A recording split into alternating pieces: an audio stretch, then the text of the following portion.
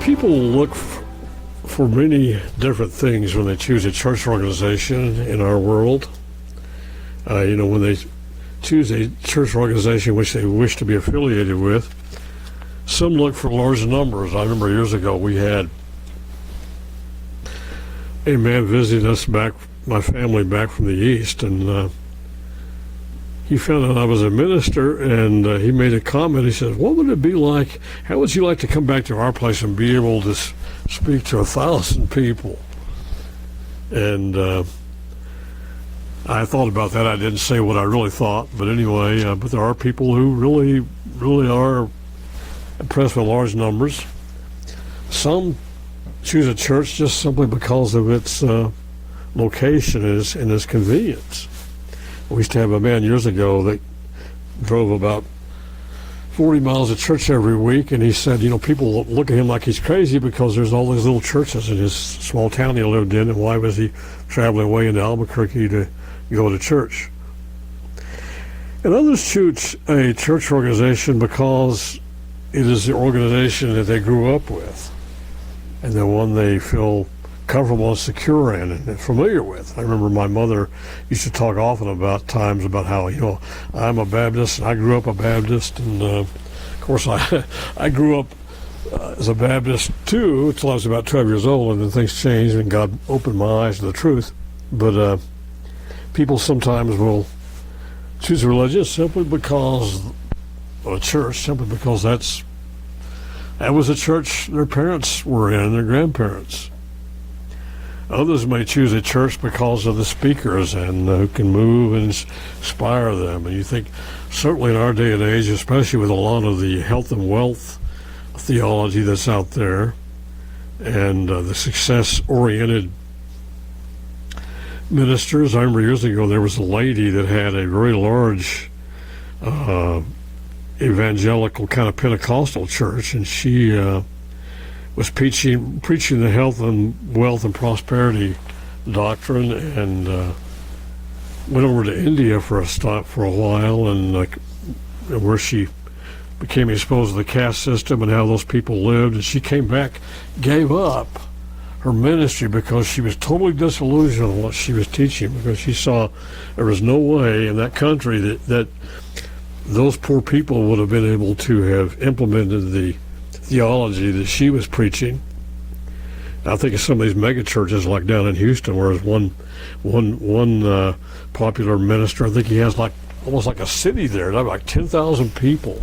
It's huge mega churches, and of course he's been even accused by other ministers of being really not preaching true Christianity, but preaching more of a health and wealth type, positive thinking type theology. Others may choose a church because of the social life or the social activities available for them. I remember one time years ago in the Church of God International, there was a man I met that was going to another large church organization that he was beginning to see was apostatizing, and he wanted to come to the Church of God International, but he said because of the programs available for his children, he just couldn't. And so that was the pressure he was under, and never really became a part, except he would attend the CGI every now and then.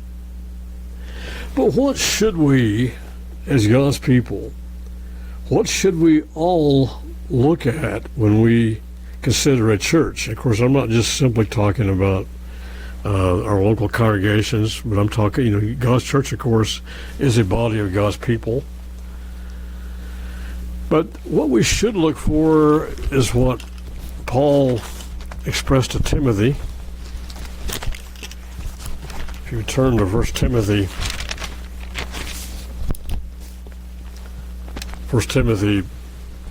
3 in verse 14, 1 Timothy 3 verse 14, where Paul would say, Timothy, these things write I unto you, hoping to come unto you shortly, but if I tarry long, that you may know how that you ought to behave yourself in the house of God, which is the church of the living God, the pillar and the ground, or the stay of truth. of all the characteristics that we ought to look for in God's church, it has to be, above all things, the truth. There's absolutely no more important consideration than that of the truth. And I think certainly, I've seen through the years, this is God's church. I have no doubt that this is God's church, because oftentimes God's church preaches doctrines that are not pleasing to the world. That would not be the kind of doctrines that you would be preaching if you wanted to have a large church. And that's just the way it is. I remember years ago we used to have a program on Access Television. We were actually recording some of our messages there. We would give some short messages at church, and they were on Access Television. And I had a friend of mine that was not in God's church, but he saw one of the programs I did on Bible study, and he said, "Phil, way to go, a great sermon." And next week I spoke on the Trinity, and the next time I saw him, he acted like I was from another planet. Everything's changed very quickly, believe me. So, the doctrines, the truth that God's church must preach, is required to preach, oftentimes it would never win you a large congregation, that is for sure. But certainly, truth is what God really deems important. It tells us, you'll notice in 3 John 4, where, and this, we have to understand, this was John, this was the apostle that Jesus loved, and he lived in a time when certainly he was the oldest of the living apostles, and certainly lived to witness many of the fallings away and the diversions from the truth, the departures from the truth. But notice what he says in 3 John. Let's get in verse 1. 3 John in verse 1. The elder unto the well-beloved Gaius, whom I love in the truth. Notice how he's expressing that as part of the relationship. That you and I are brethren, but we're also brethren in the truth. Beloved, I wish above all things that you may prosper, and be even in health, even as your soul prospereth. For I rejoiced greatly when the brethren came and testified of the truth that is in you, even as you walk in the truth. And he says, I have no greater joy than to hear that my children walk in the truth. He was a father in the faith to many. He said he had no greater joy that they were continuing to walk in the truth. And so what an important, what a vital, can there be anything more wonderful than the truth, having the truth in this world of deception that we see all around us? And Jude gives a reference to certainly what should be one of the most important goals and the characteristics of us as God's people. Notice what he would say here, Jude 1 in verse 1. Jude 1 in verse 1. Jude, the servant of Jesus Christ and the brother of James, to them that are sanctified by the God the Father and preserved in Jesus Christ and called. Grace unto you and peace and love be multiplied. Wow, what a wonderful way to greet. Mercy and peace and love be multiplied. Beloved, when I gave all diligence to write unto you of the common salvation. There's only one salvation. There is no other. There's only one salvation according to God's words. It was needful for me to write unto you and exhort you that you should earnestly contend for the faith which was once delivered unto the saints. We have to strive for that. We have to do everything possible to make sure that we're not led astray from the truth. For there are certain men crept in unawares, who were before of old ordained to this condemnation, ungodly men, turning the grace of our Lord God into lasciviousness, which is licentiousness, disobedience to God's law, and denying the only Lord God in our Lord Jesus Christ. And of course, all of us, if we've been in God's church any length of time,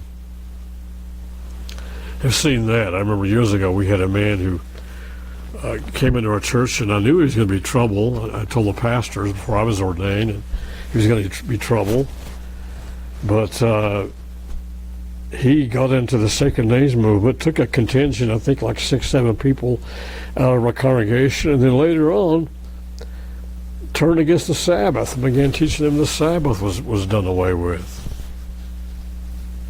Turning God's truth into law-breaking and licentiousness. And it is sad, but it happens. And so I'm just so well aware that as a pastor, I cannot let up on preaching, even sometimes when it gets repetitive, what needs to be preached. And I know here we are again. I preached last Sabbath upon how the pagan origins of Christmas. I have it up on our website, and I just know that year after year we're going to have to continue to reconsider those themes, because there's always that danger of allowing somebody to persuade you to depart from the truth. Paul had began to, even in his day, it's amazing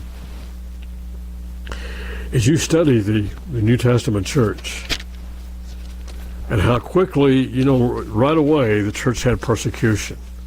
Satan scattered the church through persecution. All it did, God turned the tables on Satan, the devil, and the truth was spread even further out, and God's people had gotten in a comfort zone. Most of the Jewish Christians especially were staying around Palestine, and they were forced to go out into Samaria and other places and preach the gospel. And but it's amazing as you study Christian history how quickly Satan the devil realized what he was going to have to do was to destroy the truth, to pervert the truth. Because he knew he had to hit at the very nucleus of Christianity, which is truth. And you'll notice that Paul would say here in Galatians, the first chapter, when he was preaching to the Galatians 1 and verse 6, I marvel that you are so soon removed from him that calls you into the grace of Christ into another gospel. He was startled that how could this have happened so quickly that they were beginning to be removed, some of them, from the true gospel of Christ, which is not another, but there be some that trouble you and would pervert the gospel of Christ. But though we or an angel from heaven preach any other gospel unto you than that which we have preached unto you, let him be accursed. As we have said before, so say I now again, if any man preach any other gospel unto you than that you have received, let him be accursed. Well, that ought to get someone's attention who all of a sudden believes they can come into God's church and begin preaching a different gospel. But yet it does happen. And it has happened. But certainly one of the greatest subjects in prophecy that we need to understand is the mystery of iniquity, spoken of in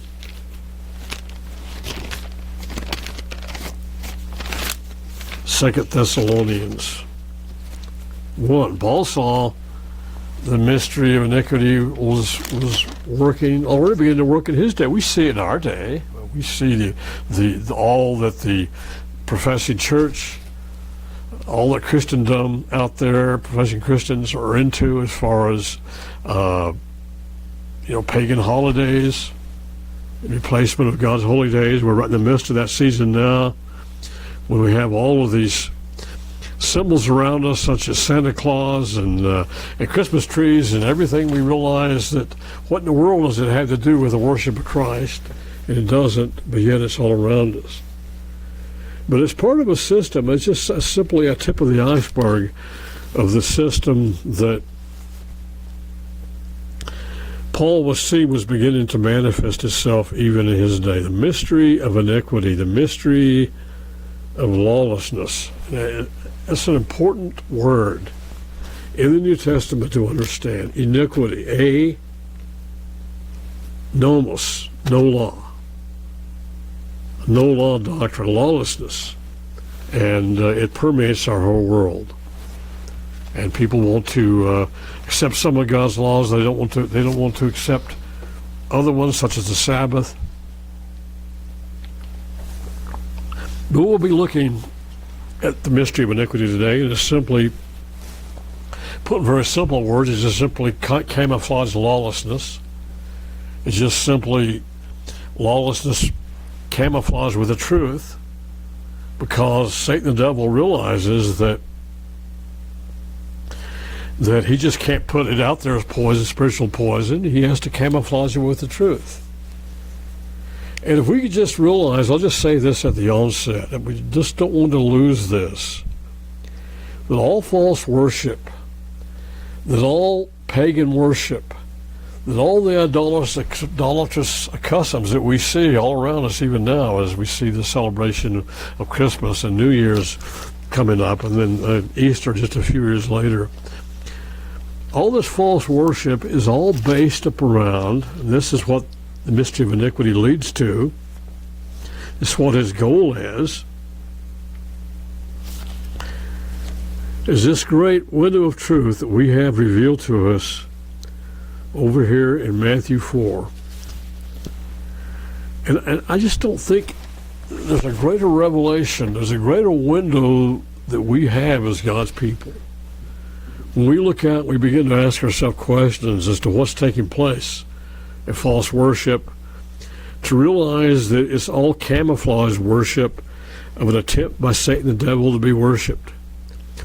In Matthew 4, verse 7, Jesus said unto them, It is written again, You shall not tempt the Lord your God. And again the devil takes him into an exceedingly high mountain and shows him all the kingdoms of the world, the glory of them, and saith unto him, All these things will I give you, if you will fall down and worship me.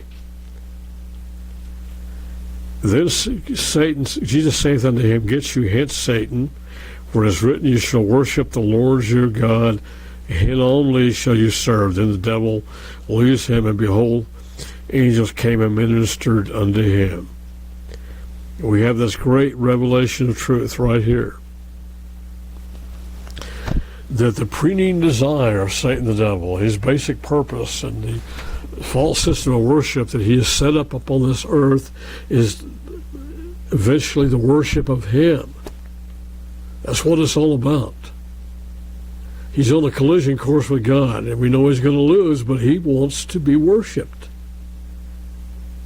And Paul speaks about how that will culminate here in 2 Thessalonians 2. But if you could just bear that in mind, never forget it. Always hold it in your memory bank, so to speak, that all the false worship you see is just simply an attempt by Satan the devil to want to be worshipped.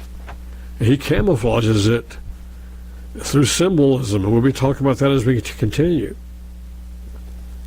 Now we beseech you, brethren, by the coming of our Lord Jesus Christ, and by our gathering unto him, this is 2 Thessalonians 2 and verse 1, that you be not soon shaken in mind or be troubled, neither by spirit, there might be an unclean spirit, a false spirit, nor by word, nor by letter as from us. Apparently there could have been some false letters that were being sent around, as that the day of Christ is at hand. Let no man deceive you by any means, for that day should not come except there be a falling away from first, apostasia. Have we seen an apostasy with God's church in the late 90s when the Worldwide Church of God left the truth in such a monumental way? And I remember even it was Hank Hanegraaff who had was the one who worked with some of those leaders who caused that apostasy, who had this probably still has a program, Kingdom of the Cults. I'm not sure. The Bible Answer Man, I believe is still on the air. But he said that never in history have they seen any church do a 180 and make the doctrinal changes the worldwide did. Does that not tell you that Satan the devil had God's church who had the truth in his crosshairs because he knew he had a church that had the truth? And did we see the apostasy? I don't know. You can't apostatize from something you don't have already. You can only apostatize if you have the truth. The church had the truth. We maybe see a greater apostasy in the future. I don't know, but it does make you wonder. But except there come a falling away or apostasia first, and that man of sin be revealed, the son of perdition, or actually the son of destruction. Judas was called that in John 17 in verse 12, the son of perdition, devoted to destruction. And God the Father, through the inspiration of Christ's Spirit, through His Spirit, is revealing to Paul that there's going to be one who's going to be devoted to destruction, and this is where it's going to culminate in, who opposes and exalts himself above all that is called God or that is worship, so that he as God sits in the temple of God, showing himself that he is God. And much speculation as to whether or not the temple will be rebuilt and that this false leader will arise claiming he's God. Remember not that when I was yet with you, I told you these things? And now you know what withholdeth, that he might be revealed in his time. We know God obviously has been withholding this power, this working of Satan the devil until it is the right time. For the mystery of iniquity, or the mystery of lawlessness. And by mystery is simply, we're going to be talking about it. The Babylon ministry religion was mystery. It was secret because it was camouflaged as secret, camouflaged and represented by many, many strange symbols. And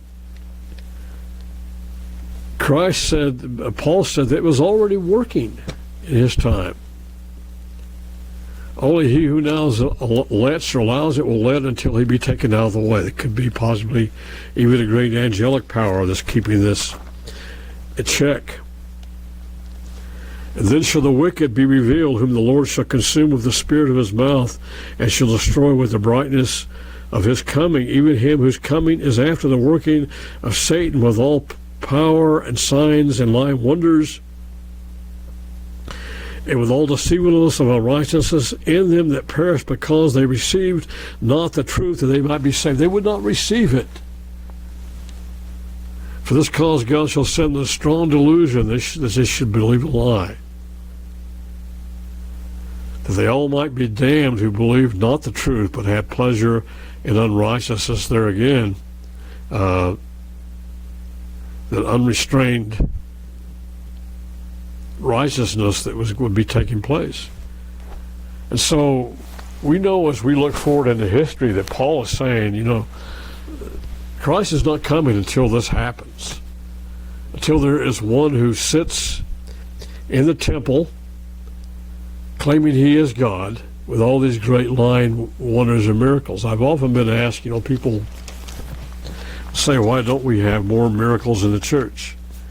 I think there might be a reason for that, and I think the reason is possibly that there's going to be such a great vacuum of miracles that in this world, that when this individual comes on the scene and arises in power and sits in the temple of God claiming he is God with all these miracles, it's going to make it even more convincing and deceiving, because people are going to say, hey, this is the only guy doing miracles.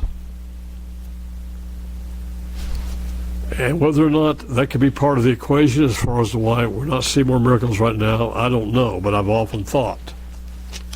But certainly he's going to be convincing enough to string to send strong delusion that people should believe a lie, and people will be accepting him as the Messiah, as the one, as a false Christ.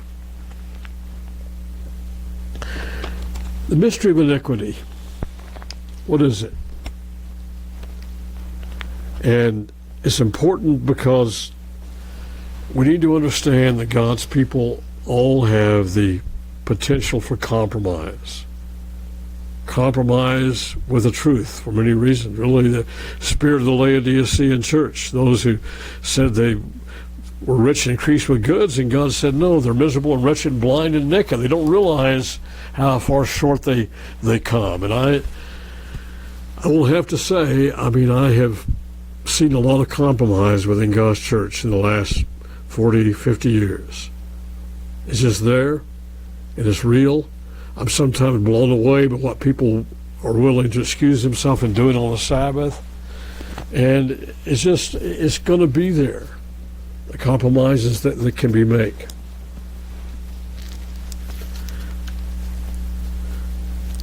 Let's take a look at the mystery religion. And I've talked about this many times, but to do so, I need to go back and lay a foundation and realize and understand that all false religion, it finds its origin in ancient Babylon. It almost, that's the cradle of civilization. It's spoken of as the cradle of civilization. And there's actually a book that was written, I think he wrote the book back in the late 1800s, Alexander Hislop, and I think it was first went into production. I think it was the first edition was like 1916, but very, very scholarly book upon this, and I think God really opened his mind to this. This book is just replete with information about that. There's another book that was written by one who actually apostatized later on, but called by a man by the name of Ralph Woodrow. It's a little more simplistic book, Babylon Mystery Religion. You might be able to find it in the bookstores. I know I used to go into one Christian bookstore, and I think people were complaining about, especially the smaller books, some of the other churches that came in, and they were not happy with what was said, but it was the truth.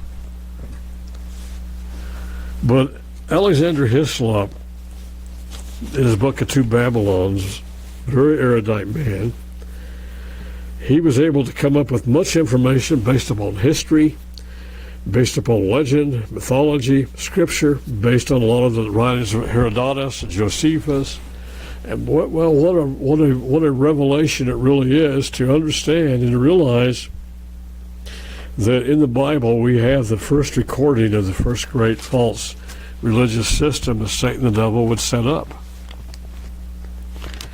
And isn't it amazing in the Bible, it's actually almost like a great Grand Canyon between Genesis 11 and Genesis 12, because Genesis 1 through 11, God deals with the creation of the earth, and the first marriage, and the Sabbath, and all of that, and dealing with the Gentiles.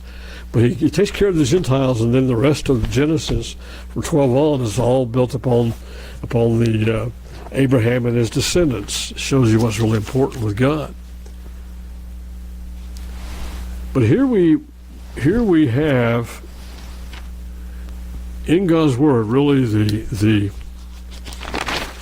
wellspring, the foundation of the mystery of iniquity, the great false worship system referred to in Revelation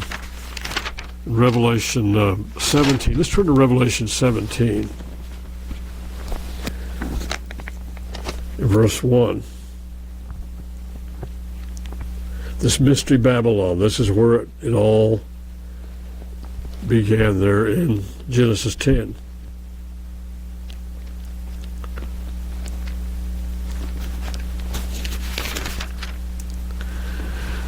Revelation 17, verse 1. There came out one of the seven angels which had the seven vials, and talk with me, saying, Come up here, and I will show unto you the judgment of the great whore that sits upon many waters. Now we know, of course, this woman is symbolic of a false church.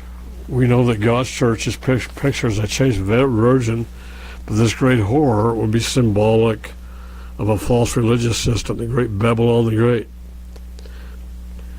That sits upon many waters. She has far-reaching influence over this whole earth, with whom the kings of the earth have committed fornication, and the inhabitants of the earth have been made drunk with the wine of her fornication, of her false doctrines that were being taught.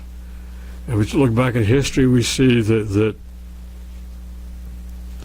the world has had fornication with this false religious system. And so he carried me away in the wilderness, and I saw a woman clothed with scarlet, and symbolic of course, the blood she had shed, full of names of blasphemy, and having 7 heads and 10 horns. I'll preach that in another sermon. But the woman was arrayed in purple, symbolic of kingship, a scarlet color, and decked with gold and precious stones and pearls. We know certainly this is always going to be a very wealthy religious system. Having a golden cup in her hands, full of abominations and the filthiness of her fornication. So this false religious system is going to have her symbolic, her hands full of abominations and fornications, all these false teachings and doctrines that are being taught. And upon her forehead was written a name, Mystery Babylon, the great mother of harlots and the abominations of the earth. Now, we know that Alexander the Great had destroyed Babylon about 330 BC. But yet, here was a woman, a great religious system. We know God's church in Revelation 19 and verse 7 is pictured as a chaste virgin, a bride ready to marry Christ. And in Revelation 19 verse 7, let us be glad and rejoice and give honor to him, for the marriage of the Lamb is come, and his wife has made herself ready. That's God's church. But this is a false church, a false religious system. And we're going to see it finds its origin all the way back to the time of Nimrod in Genesis 10. All the foundation of all false religion comes from this false religious system. So let's consider this, just reacquaint ourselves with this truth.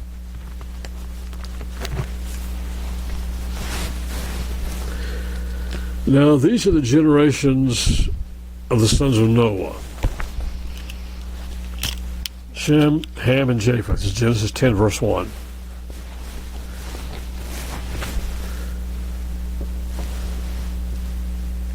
The sons of Japheth, of course, he mentions the sons of Japheth. That name actually meant enlargement. It's probably speaking to many of the large expansive areas such we find in Asia and in China. And the sons of Javan, he mentions some of the sons of Japheth, and then he goes to, let me just drop down to verse 5. These were the isles of the Gentiles divided in their lands, everyone after his tongue, after their families and their nations. And after the sons of Ham, Cush. Now Ham, it's important to realize, actually means burning heat. It's believed that he was because his name meant burning heat, that he was a dark-skinned man. One of his sons was Cush, as the father of the Ethiopians. One was Phut, and Phut was, according to the, let me go first. Mizraim. Mizraim was actually the descendants of the Egyptians, which were dark-skinned people. and foot, according to the Vulgate and the Septuagint, were African people, probably descended from the Libyans. And the sons of Cush, Seba, and Havilah, and Sabta, and Ramah, and Sabteka, and the sons of Ramah, Sheba, and Dedan. But notice here, where it tells us, and Cush, who, of course, as I said, was an Ethiopian, begat Nimrod. And the word actually means in the Hebrew, let us rebel. That's what it means in the Hebrew, is let us rebel. Nimrod, let us rebel. He is thought to actually be the first great Antichrist on the earth. I think that's important fact to bear in mind, that he is believed to have been the first Antichrist upon the earth.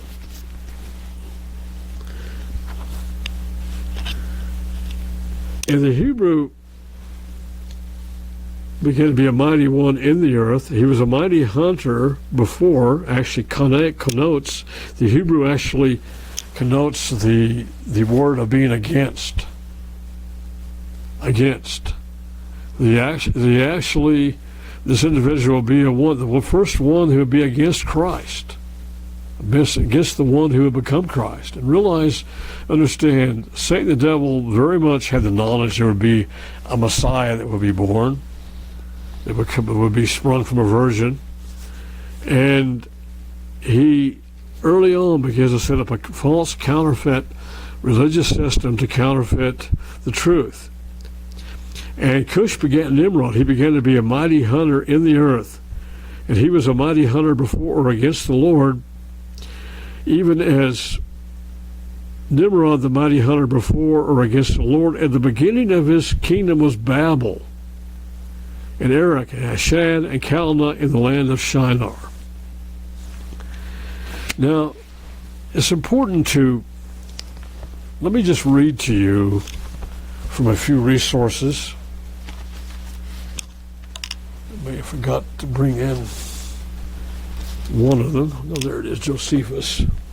I want to read to you from Josephus about Nimrod and how they were able to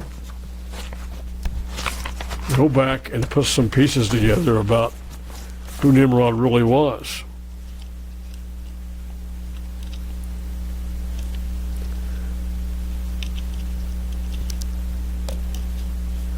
Let me just read to you here what Josephus writes. Now the sons of Noah were three: Shem, Ham, Japheth, and Ham, born 100 years before the deluge.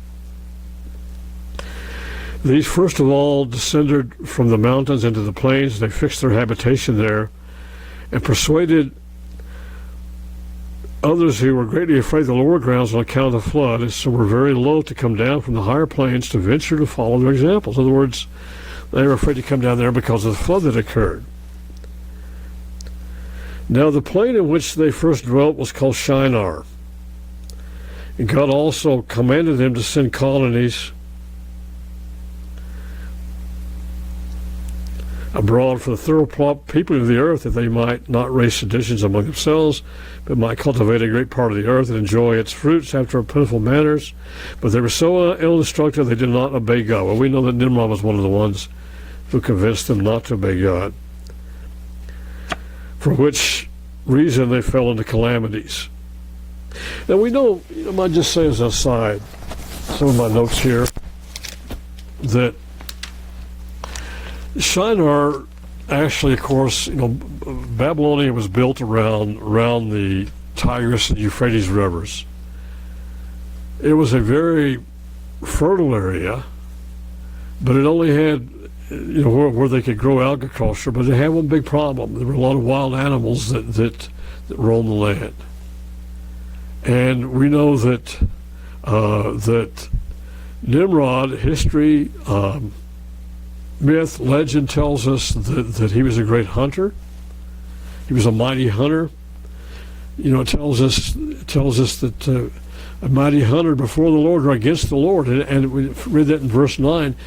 And we know that apparently, a legend tells us that he was a large, powerfully built, dark-skinned man that became a hero.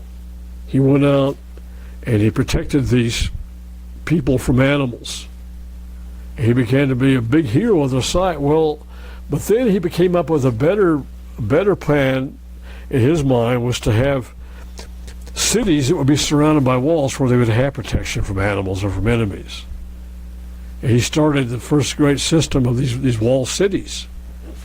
And Josephus will go on to talk about some of this.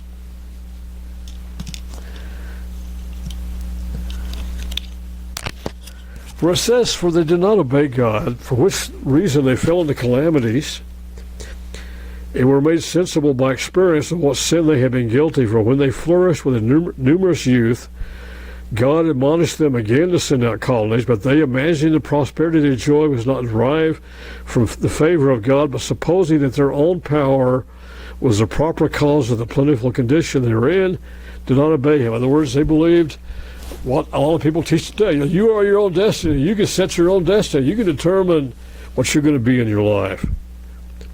No, they added to this disobedience to the divine will the suspicion that they were therefore ordered to send out separate colonies, that being divided asunder they might the more easily be oppressed. Now it was Nimrod, notice this, who excited them to such an affront and contempt of God. He was the grandson of Ham, the son of Noah, a bold man and of great strength of hand. I've actually seen a picture. Some believe that the ancient Babylonian god Gilgamesh might have been Nimrod, and they actually show this picture of this large, powerful black man choking a lion with his bare hands. So obviously he had quite a reputation. Great strength of hand. He persuaded them not to ascribe it to God, as it was through his means they were happy, but to believe that it was their own courage which procured their happiness. And he also gradually changed the government into tyranny, seeing no other way of turning men from the fear of God but to bring them into a constant dependence upon his power. See, he was the first great Antichrist. And he said he would be revenged on God if he should have a mind to drown the world again, for that he would build a tower too high for the waters to be able to reach, and that he would himself avenge himself on God for destroying their forefathers. So the Tower of Babel, we know, was actually a attempt of rebellion towards God. It was a ziggurat, what they believe had different levels as it ascended, smaller levels as it ascended up. They're all devoted, each of these levels was devoted to the worship of different planets. And said, but now the multitude was very ready to follow the determination of Nimrod, and to esteem it a piece of cowardice to submit to God. And they built a tower, neither sparing any pains nor being in any degree negligent about the work. And by the reason of the multitude of hands employed in it, it grew very high, sooner than any would expect. But the thickness of it was so great, it was so strongly built that from a distance its great height seemed upon the view to be less than it really was. It was built of burnt brick, cemented together with mortar, made of bitumen that it may not be able to emit water. So you see what they were doing was trying to build a tower that they felt like they would be able to, which is silly because, I mean, what tower would have been large enough to contain all the people that were, but they built a tower where they felt like they could flee for refuge from the flood. They built it so high that God would be able to flood the earth that high. And when God saw that they acted so madly, he did not resolve to destroy them utterly, since they were not grown wiser by the destruction of the former sinners, but he caused a tumult about them. But we know the rest of the story, how he confused their language. That's what Babel means, confusion. And, you know, he said that if they're allowed to do what they, you know, he makes this statement here in Genesis 11, in verse 6, Genesis 11 and verse 6, and the Lord said, behold, the people is one, and they have all one language, and this they have begun to do, and now nothing will be restrained from them which they have imagined to do. Go to, let us go down there, confound their language, that they may not understand one another's speech. And so, you know, God, as I mentioned, he didn't make an inferior product when he made man. Man has a lot of ability.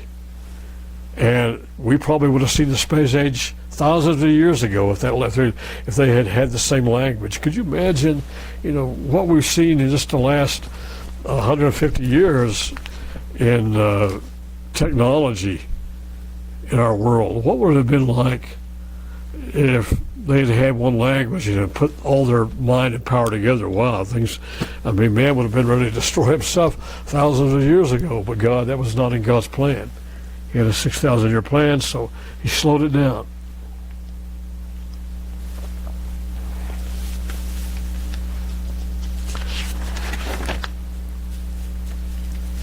And we know that Nimrod established the first great world kingdom.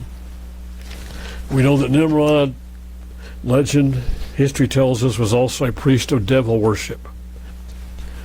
And after he died, he was mourned. And we know that there, early on mankind's history, and I'm going through a lot of this very quickly, I know, but early on in mankind's history, they developed a trinity of worship. We know that Nimrod's counterpart was Semiramis, and that after Nimrod had died, his body was hacked apart. It was sent all over the country, and then she claimed that overnight that Nimrod had sprung from the trunk of a tree, which began tree worship we see even in our time, and that Tammuz was and his name was Tammuz. And Tammuz was actually the illegitimate son of Semiramis, and that she actually was said to have coveted or lust after her own son and to have married him. But we see very early on that false triad was worshipped of Nimrod and of Semiramis and of Tammuz, mother and child worship. And let me just read to you some more. I've got notes I've got here in my Bible about Nimrod.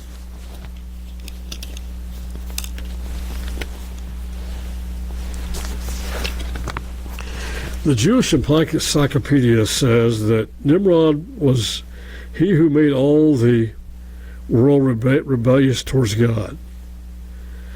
We read that it says Nimrod was the great-grandson of Ham. Ham means burning heat, black, or burnt. More than likely, this means him being of a dark skin color. His son Cush was the father of the Ethiopian people, so more than likely Nimrod was a dark-skinned man. And Nimrod, the Targum of Joseph says, from the world was never one found like Nimrod, powerful and hunting in rebellion against the Lord. And we just read about what Josephus said about Nimrod. And so we put all this together, and we see in history this great false religious system was developed. We know, of course, as I've said, that Satan realized far in advance that there was a Messiah to be born. This was the first Messiah. And we know that much of Babylonian mystery worship, and Hislop deals a lot with it in his book, was carried on through mysterious symbols. Thus it was called a mystery religion. The golden calf was a symbol of Tammuz, the sun god. Nimrod was represented by the sun god, or Baal, and fire was his earthly representation. And Nimrod was worshipped by sun symbols, by fish, by trees, by pillars, by animals.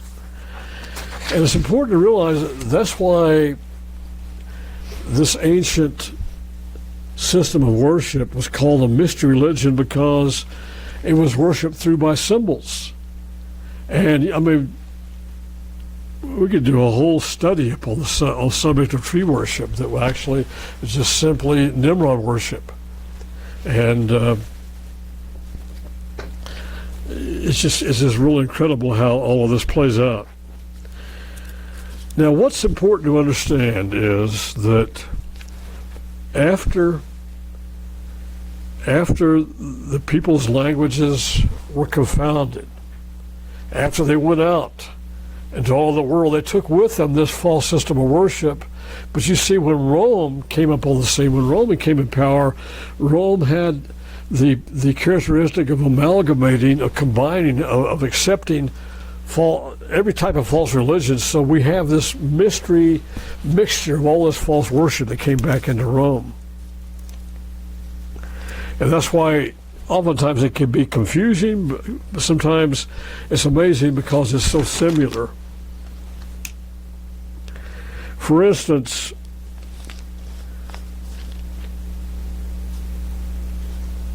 a cross in the form of a T was originally symbolic of Tammuz. And we find cross worship all throughout pagan worship. And when the Spaniards actually landed in Mexico, they were bewildered when they found in the temple of the Incas these crosses, these T's, as symbols of worship to their false god. And here were these Spanish Catholics that landed from Spain, that landed in Mexico, and they saw these Incan cities, and they thought, well, why do they have crosses? What are they worshiping? Well, because it was false worship that had began long ago.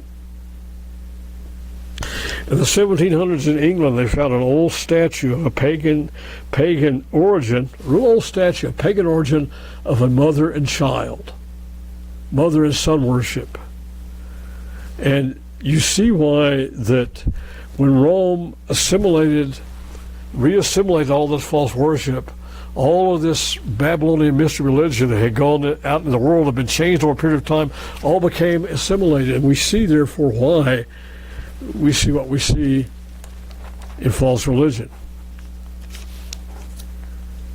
And it was during the time of the Roman Empire that, of course, Messiah was born. And those were glorious days. Multitudes were added to the church. Great signs and wonders were being performed. But Christ's power was so great, Satan the devil saw that the only way that he was going to be able to defeat Christianity was he had to corrupt it. They had all these periods of persecution that happened, 10 periods of intense persecution by the Roman emperors.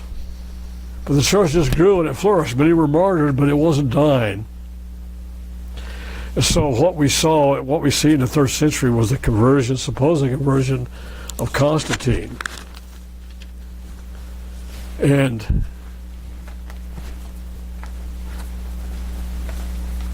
I want to read to you something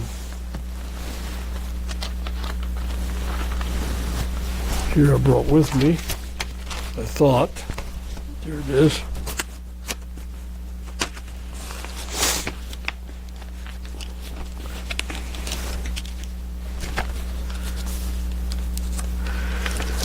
Werner Keller wrote a book, a very popular book, The Bible is History. And he makes this statement about Christmas.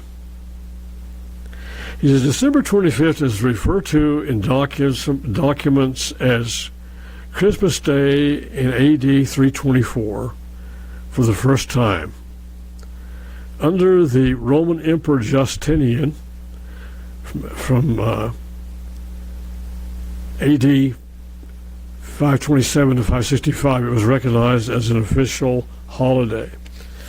An old Roman festival placed a major part of this particular day. December 25th in ancient Rome was the Dies Natali Invictus, in other words, the birthday of the unconquered sun, the day of the winter solstice, And at the same time, in Rome, the last day of the Saturnalia, which had long since degenerated into a week of unbridled carnival. And I talked about last week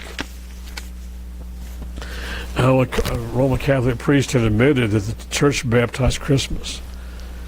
The church, under the influence of Constantine, who supposedly was converted, there's a lot of questions about that, to Christianity, they began to amalgamate, to incorporate pagan worship into Christian worship for the sole purpose of gaining numbers.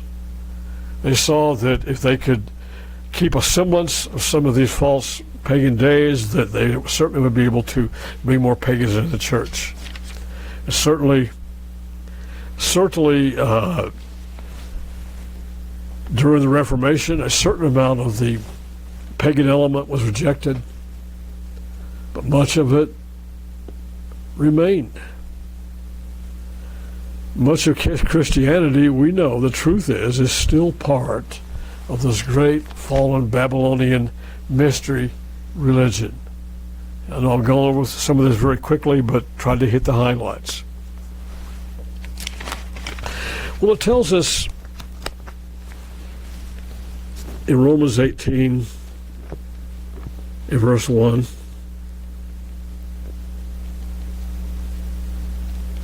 we have this warning for God's church, for his people. And we will have this false system mentioned again. Revelation 18 and verse 1, after these things I saw another angel come down from heaven, having great power, and the earth was lighted with his glory. And he cried mightily with a strong voice, saying, Babylon the Great is fallen, and has become the habitation of devils. You know, isn't it amazing that Paul would mention to Timothy back in 1 Timothy 4:1 about the doctrine of demons? Many of these doctrines are the doctrines of demons, and we have to be careful they don't come into God's church. And he cried mightily with a strong voice, saying, Babylon the Great is fallen, and has become the habitation of devils, and the hold of every foul spirit, and the cage of every unclean and hateful bird. Every type of unclean and hateful doctrine is in this system. For all the nations have drunk of the wine of the wrath of her fornication. Isn't this something? Our whole world has drunken in of this false religious system, and we wonder why. We see them acting the way they do. They look like drunken people. In many cases they are literally drunk, but metaphorically they are drunk with this false religious system, and have drunk the wine of her fornication. And the kings of the earth have committed fornication with her, and the merchants of the earth are waxed rich through the abundancy of her delicacies. And here we have this warning, and I have to believe it would not have been said this way when there are, we know, obviously Christians all over the world that could be a part of this false religious system. It's amazing that the largest Sabbath-keeping organization in the world today still practices some of these false holidays. It is amazing. And I heard another voice from heaven saying, Come out of her, my people, that you be not partakers of her sin, and that you receive none of her plagues. See what an important subject this is, that people understand what they're involved with when they accept the pagan customs such as we see around us, such as Christmas, New Year's. It's so many of the false doctrines that are out there. So it tells us in verse 5, for her sins have reached unto heaven, and God has remembered her iniquities. Well, what a warning we have, that we would never want to be deceived in the future or ever by that type of false religious system. And to remember that great sign of God's church that we have to never lose sight of, that Paul told Timothy in referring to the church. The great characteristic, that great dynamic, that great part of God's church that has to always be there, paramount. When Paul's speaking, 1 Timothy 3 and verse 15, which is the church of the living God, the pillar and the ground of truth. And hopefully we'll never, ever forget that and realize that one great, powerful